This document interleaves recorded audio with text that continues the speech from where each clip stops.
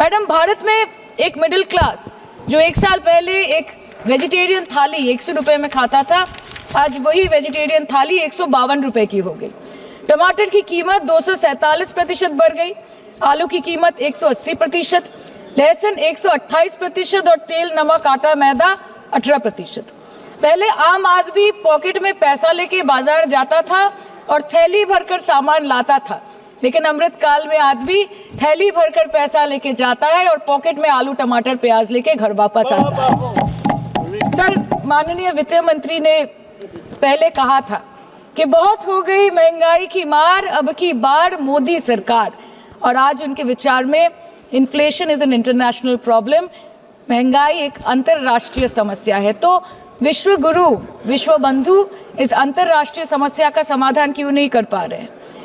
Ma'am, 74% of Indians are unable to afford a healthy diet. The household savings have plunged to a 50-year low.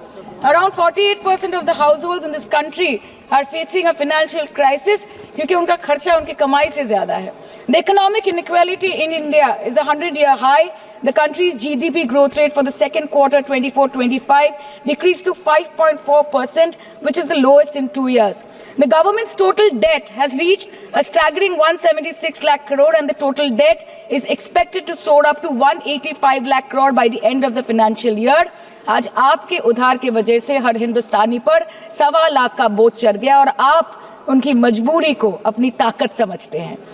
Bengal में all India Trinamool Congress की प्रदेश युवा अध्यक्ष होने के नाते मुझे हर दिन कई नौजवानों से बात करनी पड़ती है। वो मुझे ये पूछते हैं कि मोदी जी ने हर साल 2 करोड़ नौकरी का वादा किया था, अर्थात 10 साल में 20 करोड़ नौकरी।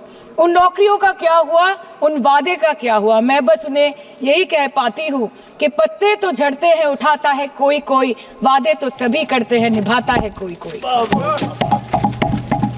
Ma'am, as per the latest report by CMIE, the unemployment rate has risen to 9.2% in June 2024 as compared to 4.9% in 2013-2014. Female unemployment rate is much higher at 18.5% in June 2024 as compared to 7.7% in 2013-14. Around 37% of working women are unpaid. In rural areas, this figure is at a horrific 43%. प्रधानमंत्री जी बोलते हैं सबका साथ, सबका विकास, सबका विश्वास। अगर ऐसा ही है तो भारत के लोग आज देश छोड़ के क्यों जा रहे हैं?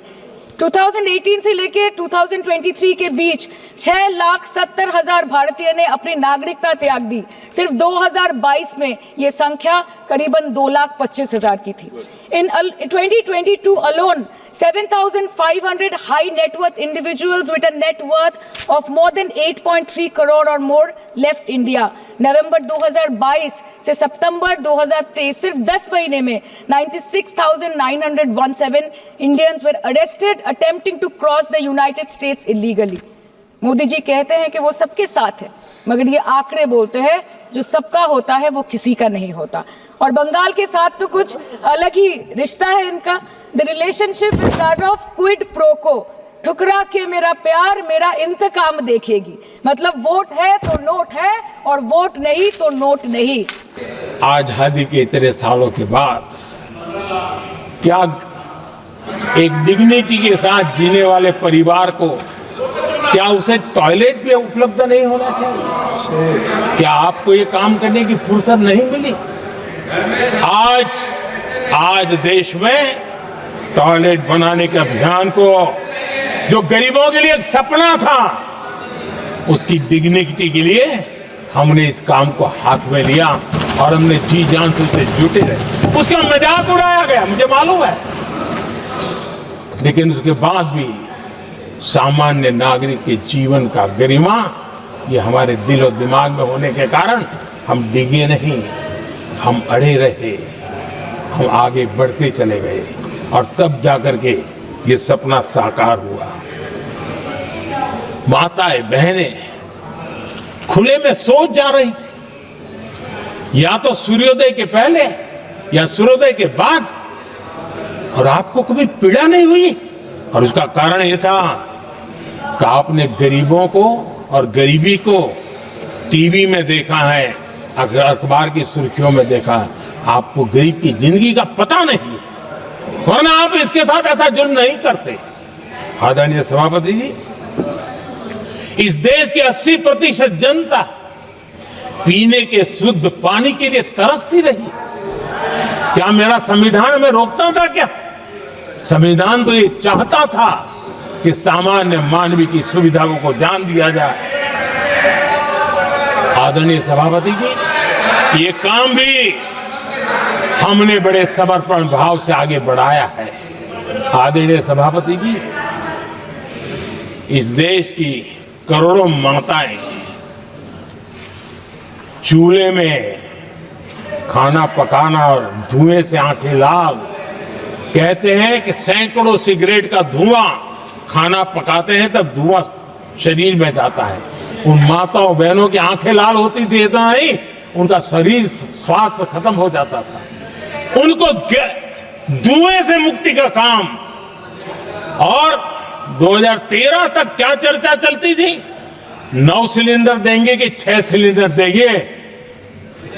इस देश ने देखते ही देखते हर घर तक गैस का सिलेंडर पहुंचा दिया, क्योंकि हमारे लिए हर नागरिक 70 साल के बाद जो बेसिक सुविधाएं हैं उसकी तरफ।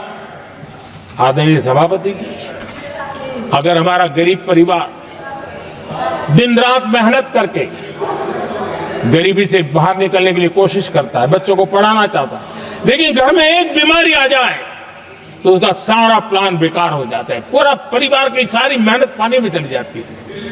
क्या इन गरीब परिवारों के इलाज के लिए कुछ आप सोच नहीं सकते थे? 50-60 करोड़ देशवासियों को मुफ्त इलाज मिले। संविधान की उस भावना का आदर करते हुए हमने आयुष्मान योजना को लागू किया और आज देश के 70 साल के ऊपर के किसी भी वर्ग के क्यों न हो उनके लिए भी हमने व्यवस्था की। आदरणीय सभापति जी, जरूरतमंदों को राशन देने की बात और उसका भी मजाक उड़ाया जा रहा है।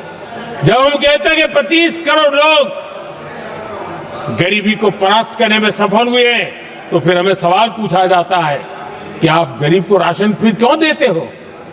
आदरणीय सभापति जी, जो गरीबी से निकल के आया है उसे पता होता है कि अस्पताल में भी एक पेशेंट स्वस्थ होने के बाद जब छुट्टी देते हैं ना, तो डॉक्टर भी कहता है कि आप घर जाइए, तबीयत ठीक है, ऑपरेशन अच्छा हुआ है, लेकिन महीने पर ये जरा संभालना, ये मत करना, क्योंकि पेशेंट दोबारा तकलीफ में ना आए, गरीब दोबारा गरीब न बने, इसलिए उसका हैंड होल्डिंग जरूरी है।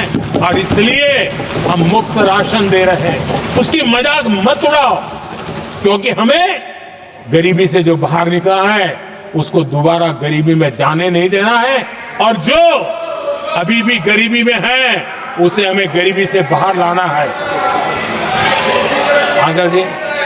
आदरणीय सभापति जी, हमारे देश में गरीबों का नाम पर जो जुमले चले, उसी गरीबों के नाम पर बैंकों का राष्ट्रीयकरण किया गया